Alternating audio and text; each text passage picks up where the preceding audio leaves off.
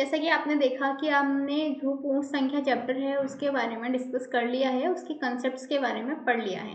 तो अभी इस सेशन में हम क्या पढ़ने वाले हैं? हम पढ़ने वाले हैं कि जो पूर्ण संख्याएं हैं उससे रिलेटेड, उससे संबंधित कुछ क्वेश्चन आंसर्स, कुछ सवाल और कुछ उनके उत्तर के बारे में डिस्कस करेंगे। तो चलिए शुरू करते हैं हम अपना ये एक्सरसाइज का सेशन। तो देखिए, हम एक एक करके छोटे छोटे हम क्वेश्चंस लेंगे और उनको सॉल्व करने की कोशिश करते जाएंगे। जैसे देखिए, पहला क्वेश्चन ये है कि 10999 मतलब 10,999 के बाद अगली 3 प्राकृतिक संख्याएं लिखनी है, 3 लिखनी है। तो +1 करेंगे तो आएगा हमारा कितना उत्तर आएगा, बताइए आप। 11000, 11,000 आएगा। इस 11,000 में हम एक और प्लस करेंगे तो क्या आएगा, एक और प्लस करेंगे 11,000 तो कितना आएगा, ये हमारी क्या हो गई, 3 प्राकृत संख्या हो गई। इससे नेक्स्ट, ठीक है। तो हमने देखा कि हम 10,999 के बाद यदि हमें निकालनी है 3 प्राकृत संख्या, तो पहले 10,999 एक जोड़ेंगे, फिर जो संख्या आएगी उसमें एक जोड़ेंगे, फिर जो संख्या आएगी उसमें एक जोड़ेंगे, तो हमें 3 हमारी 10,999 के बाद की 3 प्राकृत संख्याएं मिल जाएंगी। अच्छा, इसके बाद में देखिए हमें आता है 01, 10,001 से ठीक पहले आने वाली 3 पूर्ण संख्याएं लिखनी है। ठीक पहले आने वाली का मतलब है हमें इसमें से एक घटाना है। तो देखिए, घटाने का तरीका आसान है। हम जब इसमें से एक घटाएंगे तो एक में से एक गया, 0 आएगा, 0001। एक तो हमारी ये हो गई। अब इसमें से एक और घटाएंगे तो दूसरी संख्या क्या आएगी, यहाँ से कैरी लेंगे, 10 में से एक गया तो हमारा 9 बचा, फिर 9 बचा, फिर 9 बचा, और यहाँ पे भी हमारा कितना बचेगा, 9 बचेगा। इसमें से एक गया 9, इसमें से एक गया 9, इसमें से एक गया 9, इसमें से जो भी हमारा एक का वो गया तो 9 ही बचा। फिर एक और घटा देंगे तो हमारी क्या आ जाएगी, 9998। तो ये हमारी 3 संख्या हो गई उससे पहले की। अरे बहुत आसान है क्वेश्चंस, आप अपनी नोटबुक पे भी करेंगे तो बहुत आसानी से हो जाएंगे। देखिए, सबसे छोटी पूर्ण संख्या हमें बतानी है, सबसे छोटी पूर्ण संख्या। तो सबसे छोटी पूर्ण संख्या 0 होती है, ये मैं आपको ऑलरेडी बता चुकी हूँ। तो इसका आंसर कितना आ जाएगा, 0 आ जाएगा। अच्छा, नेक्स्ट क्वेश्चन है 32 और 53 के बीच कितनी पूर्ण संख्या है। तो इसका आंसर करने के लिए आप 53 में से 32 को घटाएंगे और जो भी आंसर आएगा उसमें से आप 1 को घटा देंगे, तो जो हम आंसर आएगा उतनी पूर्ण संख्याएं हमारी मिलेंगी। ये आप खुद से सॉल्व करेंगे, बहुत आसान है। मैं सिर्फ इतना चाहती हूँ कि आपका अभ्यास साथ के साथ होता चला जाए, तो आप ये सॉल्व करेंगे। नेक्स्ट क्वेश्चन आता है हमारा कि निम्न की परवर्ती संख्या लिखिए। तो देखिए, अब हमें क्या करना है, यदि हमें इस संख्या की परवर्ती लिखनी है, ठीक है, तो हमें सिर्फ आसानी से इसमें एक और प्लस कर देना है। तो हमारा उत्तर क्या आ जाएगा, 2440702। आसानी से हो गया। इसकी एक परवर्ती संख्या लिखनी है तो देखिए 100199, इसमें एक जोड़ेंगे तो आएगा हमारा 100200। ये हमारा उत्तर आ जाएगा। सेम इसमें अभी हमें एक जोड़ देना है तो उसकी परवर्ती आ जाएगी। इसमें भी हमें एक जोड़ देना है, देखिए 2 3 4 5 6 7 0, इसमें एक जोड़ेंगे तो उत्तर आ जाएगा 2 3 4 5 6 7 1। तो ये हम इस तरीके से परवर्ती संख्या को लिख सकते हैं। अब क्वेश्चन आता है पूर्ववर्ती संख्या का, ठीक है। तो देखिए, 94 में से एक माइनस करेंगे, एक घटा देंगे तो हमारा पूर्ववर्ती संख्या आ जाएगा। सेम इसमें से भी हम एक घटा देंगे तो हमारा इसका पूर्ववर्ती संख्या आ जाएगा। इसमें से भी हम एक घटाएंगे तो हमारा क्या जाएगा, इसका पूर्ववर्ती संख्या आ जाएगा, मतलब 208089। ठीक है, इसका भी हमें यदि पूर्ववर्ती निकालना है तो हमें क्या करना है, सिर्फ एक घटा देना है। बहुत आसान है। देखिए, सिंपल सा कंसेप्ट है, सिंपल सा कंसेप्ट है कि जब हमें पूर्ववर्ती संख्या निकालनी है तो हमें क्या करना है कि जो संख्या दी हुई है उसमें से हमें एक को घटा देना है। तो जो संख्या हमें मिलेगी वो क्या होगी, हमारी पूर्ववर्ती संख्या। और जब हमें परवर्ती संख्या निकालनी है तो जो संख्या हमें दी हुई है उस संख्या में हमें एक और जोड़ देना है। तो जो संख्या हमें मिलेगी वो कैसी होगी, परवर्ती संख्या।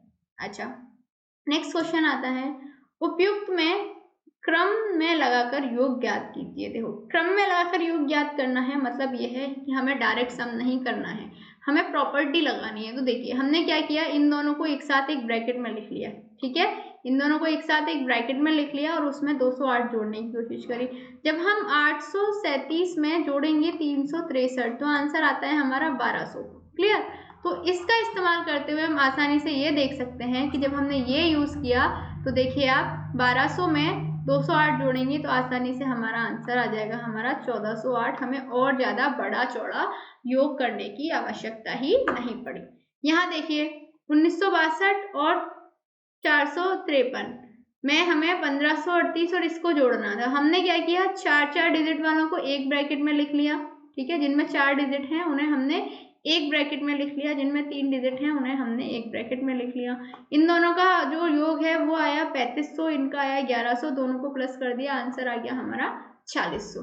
तो इस तरीके से हम आसानी से सवालों को हल करते जाते हैं। ये देखिए हमें क्या करना है, उपयुक्त क्रम में लगाकर गुणनफल ज्ञात करना है। क्या करना है, गुणनफल ज्ञात करना है। तो देखिए यहाँ पे भी हमने क्या किया, 2 गुणा 1768 गुणा 50 है, तो हमने क्या कर लिया, 2 गुणा 50 को एक ब्रैकेट में लिखा और उसके बाद में हमने 1768 लिखा। तो हम देखेंगे कि 2 गुणा 50 का मतलब हुआ हमारा 100 और इस 100 में हमें 1768 आसानी से हम गुणा कर सकते हैं, क्योंकि जब हम 100 में किसी भी संख्या की गुणा करते हैं तो हमारा क्या आता है, वही संख्या के आगे 2 जीरो और आ जाता है।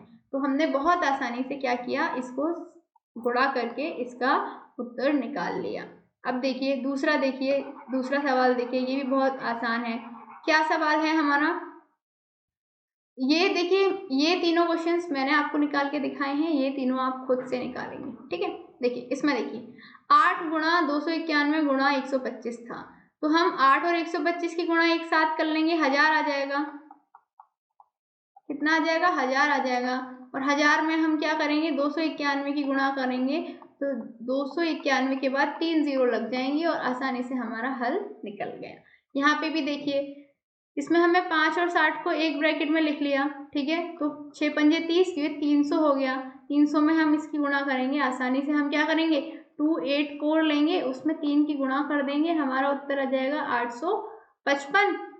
बाकी के 2 जीरो यहाँ से लग जाएंगे तो हमारा आंसर आ जाएगा इतना, ठीक है। तो देखिए हम क्या करते हैं, हमारा मोटिव क्या होता है ये करने का, हम ये करते हैं कि हम कोई भी 2 ऐसे नंबर लें जिनको ब्रैकेट में हम डालें और हमारी गुणा बहुत आसान हो जाए, ठीक है, हमें गुणा हम मौखिक कर सकें। जब हम मौखिक गुणा कर लेंगे तो बाकी के नंबर से जब हम उसकी गुणा करेंगे तो बहुत आसानी से वो क्वेश्चन हमारा हल हो जाएगा। नेक्स्ट आते हैं, देखिए क्या क्वेश्चन है, निम्नलिखित में से प्रत्येक का मान ज्ञात करना है। तो देखिए हमने इसको क्या किया, 297 17 297 3, इसमें से देखो यहाँ पे प्लस है, यहाँ मल्टीप्लाई है, यहाँ मल्टीप्लाई है, तो हमने देखा कि यहाँ से हम 297 कॉमन ले सकते हैं। तो जब हम 297 कॉमन लेंगे तो ब्रैकेट में आ जाएगा 17 गुणा 3, 17 प्लस 3, 17 धन 3, 17 में 3 को जोड़ेंगे तो 20 आता है और 20 की गुणा हम इसमें आसानी से कर देंगे, हमारा उत्तर हमें मिल जाएगा आसानी से।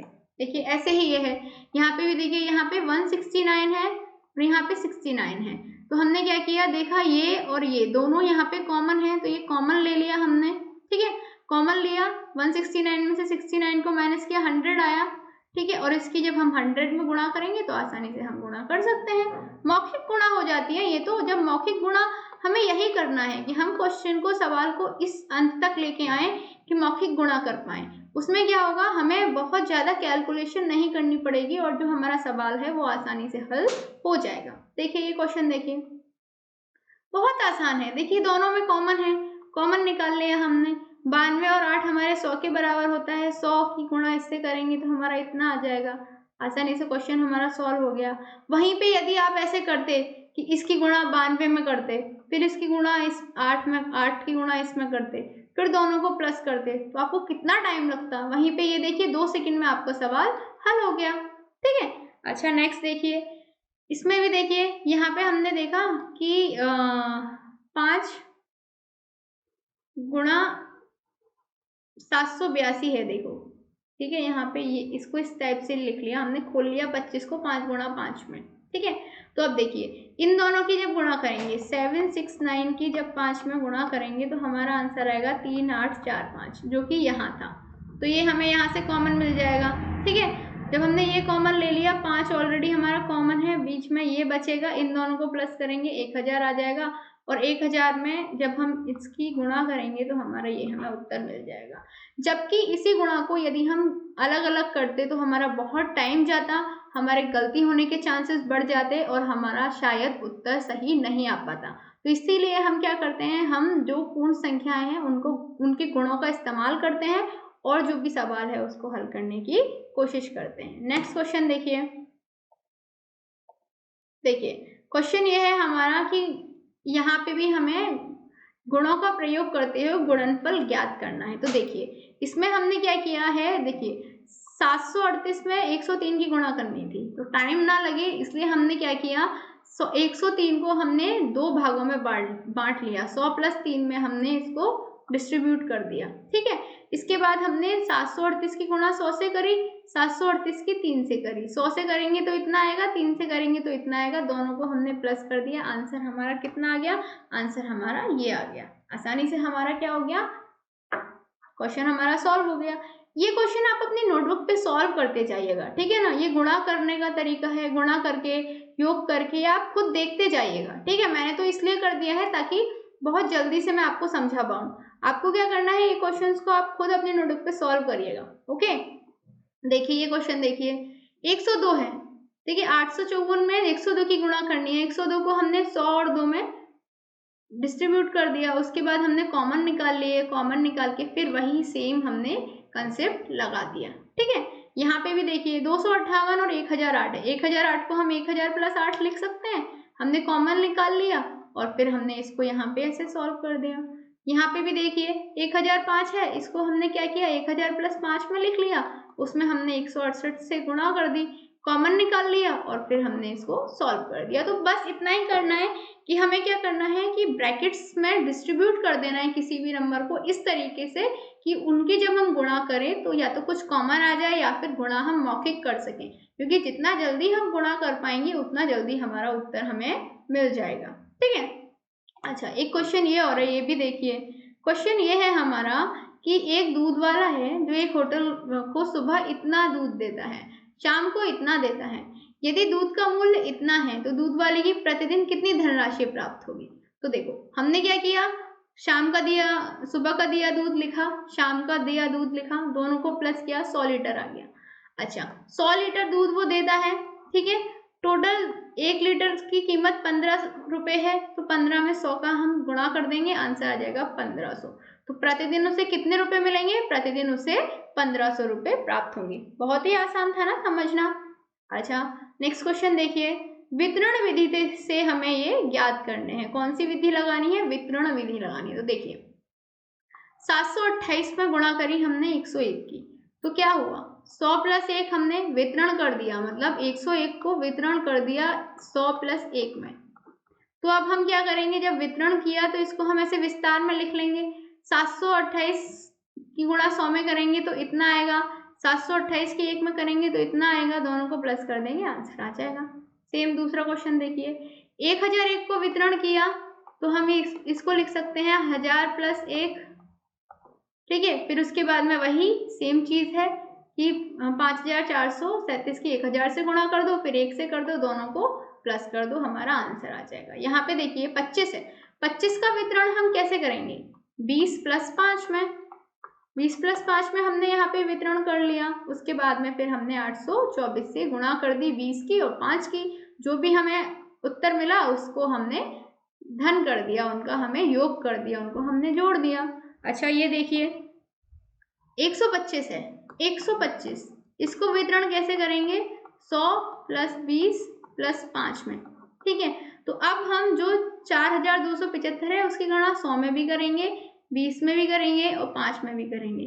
तीनों में गुणा करने के बाद जो हमारा आंसर आएंगे उन सबको हम उन सबका योग कर देंगे और जो हमें उत्तर मिलेगा वो हमें किसका उत्तर मिलेगा, 4275 गुणा 125 का।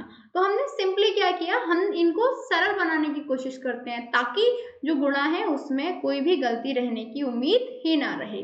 तो आज हमने क्या पढ़ा? आज हमने जो पूर्ण संख्याएं हैं उनसे रिलेटेड जो भी हमारे टॉपिक्स थे, जो भी हमारे क्वेश्चंस थे, जिस तरीके के क्वेश्चन एग्जाम्स में पूछे जाते हैं, उन क्वेश्चंस को हल किया और उन्हें हल करने की आसान विधि के बारे में डिस्कस किया। तो यही था, ये चैप्टर यहीं पे खत्म होता है। अब मिलेंगे हम अगले चैप्टर में, तब तक के लिए गुड बाय।